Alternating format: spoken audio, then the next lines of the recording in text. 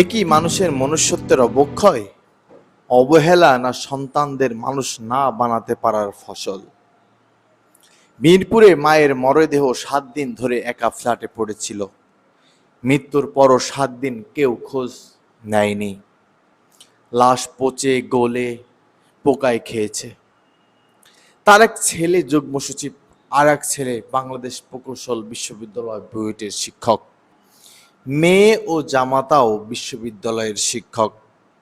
তবু এই আনন্দের ঈদে কেউ একবার ফোন করেননি, কেউ কোনো খোঁজও নেননি। ওনার বাসার অবস্থা দেখলে মনে হয় দীর্ঘদিন অবহেলায় ছিলেন। কতদিন ঠিকমতো খেতে পারেননি, কত রোগ শোক কষ্ট বুকে নিয়ে পৃথিবী থেকে বিদায় নিয়েছেন, তা কল্পনা করাও কষ্টের। মেঝে দেখলে মনে হয় কোনো বস্তির থেকেও নোংরা। শেষ বয়সে তার প্রাপ্য হলো নিঃসঙ্গতা, অবহেলা আর একাকী মৃত্যু। কি নির্মম পরিণতি! তিনি শেষবারের মতো কোনো সন্তানকে পাশে পেলেন না।